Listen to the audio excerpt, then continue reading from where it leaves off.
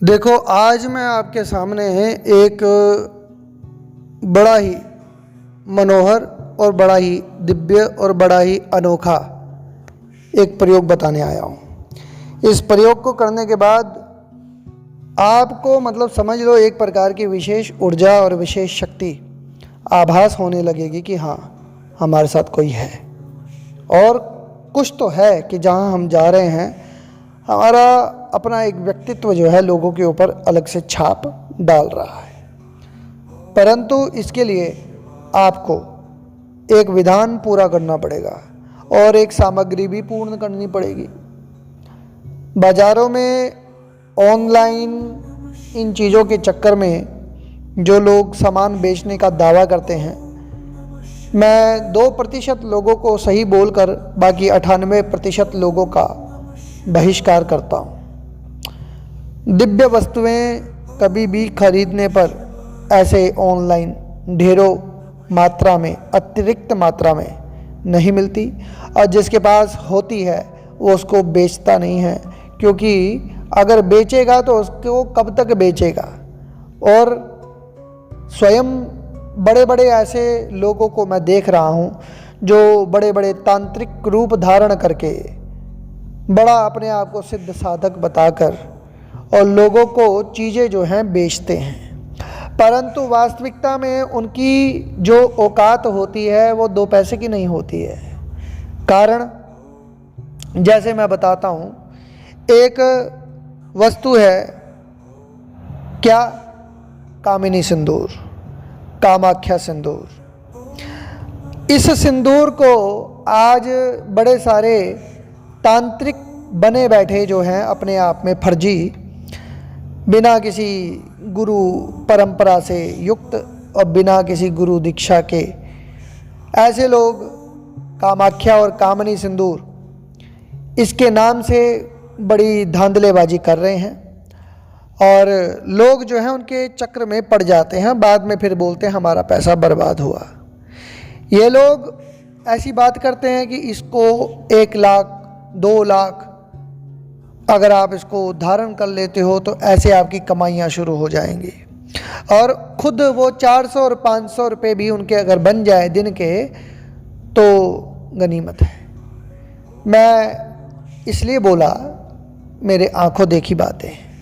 अब उन लोगों का विरोध छोड़कर मैं आपको इसके बारे में बता दूं, ये नीलांचल की पहाड़ियाँ कामरूप क्षेत्र माँ कामाख्या के नाम से जो प्रसिद्ध है, वहाँ इसकी प्राप्ति होती है। क्योंकि उस धरती पर जब अम्बुवाची का मेला जो अभी गया है, उस धरती पर इसी समय वो पूरा पर्वत ही माँ भगवती का स्वरूप है, ऐसा मानना है।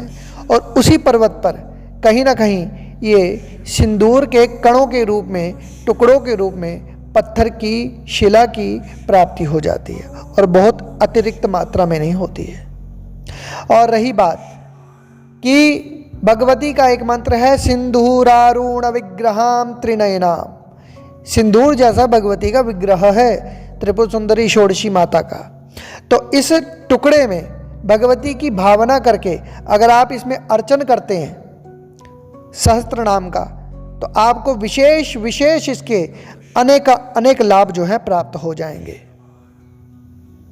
ये जो मैंने आपके सामने बोला है ना, यह प्रयोग ना किसी किताब में है, ना पूरे सोशल मीडिया में है।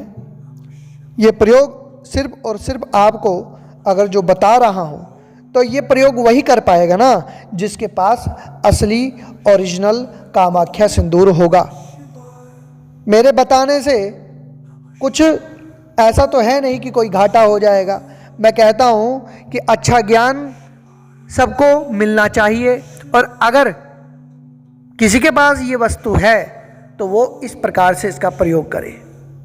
करना क्या है, एक यंत्र ले लो, कोई लॉकेट टाइप का, उस पर ये कामनी, ये कामाख्या सिंदूर डाल दो और तब इसी के ऊपर आप भगवती का एक षटकोण बनाओ प्लेट में और उसमें रख दो, चावल अक्षत रख के उसके ऊपर, और तब इसके ऊपर जैसे आप स्नान कराते हो कोई भावना करके, और तब सबसे बढ़िया तो तरीका यह है कि कोई भगवती का यंत्र बनवा लो और उसके अंदर डाल दो और तब उसका पूजन करो और तब इस पे अर्चन करो, इसको सुगंधित धूप दिखाओ, इसको अत्र लगाओ। मैं आपको बोल रहा हूं, ऐसी ऐसी मतलब कृपा आपको प्राप्त होगी कि जो जीवन में आपको कहीं से और प्राप्त नहीं होने वाली। मैं आपको क्या इसके फायदे बताऊं। धनार्थी लभते धनम, विद्यार्थी लभते विद्याम। अरे हर प्रकार से इच्छाओं की पूर्ति होने लगेगी। साक्षात माँ भगवती का तेज पुंज है ये। लेकिन मार्केट में क्या कर रहे हैं, ऑनलाइन बिक रहा है और बड़े लोग दावा करते हैं। इसकी पहचान क्या है ये भी सुन लो। इसकी पहचान यही है कि किसी भी लोहे के टुकड़े के साथ इसको लगाओगे तो लोहे का टुकड़ा इसके साथ या ये उसके साथ चिपक जाएगा, क्योंकि इसमें आयरन की मात्रा ज़्यादा होती है, लोह तत्व की मात्रा ज़्यादा होती है, इसलिए चुंबक के साथ इसका खिंचाव हो जाता है। और ये दूसरा इसका कि इस प्रकार खिंचाव होने का प्रभाव ये भी है कि अगर आप उस यंत्र को धारण कर लोगे, ऐसे पूजन करने के साथ साथ आप जहाँ जाओगे, जैसे चुंबक लोहे को खींचता है, आपकी वाणी, आपका रूप, आपका तेज, जहाँ आप जाओगे अनायास लोग आपकी ओर खींचे चले आएंगे। ऐसे लगेगा कि हम आपसे बात करें। अगर आपके सामने अगर आपको नहीं देखेंगे तो उनके मन में बेचैनी हो जाएगी। ये साधनात्मक वस्तुएं हैं। मैं कहता हूं कि तंत्र का अगर वास्तविकता में किसी को ज्ञान है तो तंत्र बिकाऊ नहीं है। बहुत सारे लोग हैं आज तंत्र के नाम पर व्यापार कर रहे हैं। तंत्र भगवान शिव की देन है। माँ भगवती आगम निगम दोनों में आपस में जो संवाद हुआ वही तंत्र है। मानव कल्याण के लिए है तंत्र। इसलिए बहरूपों से, बहरूपीय जो होते हैं, फरेबी जो होते हैं, इनसे बचे। और ऐसा नहीं है कि चाकू, अगर चाकू की गलती है, चाकू चलाने वाले पर निर्भर करता है कि वो उसको अच्छे काम में लाता है या बुरे काम में लाता है। तो तंत्र भी वैसे ही है। तंत्र का रूप बिगड़ जाता है जब कोई गलत मनोदशा वाला व्यक्ति इसको प्रयोग करता है। इसी के प्रयोग से लोग समाज में प्रतिष्ठा चाहते हैं तो वो अच्छे रूप में करेंगे, कोई गलत करना चाहते तो गलत रूप में करेंगे।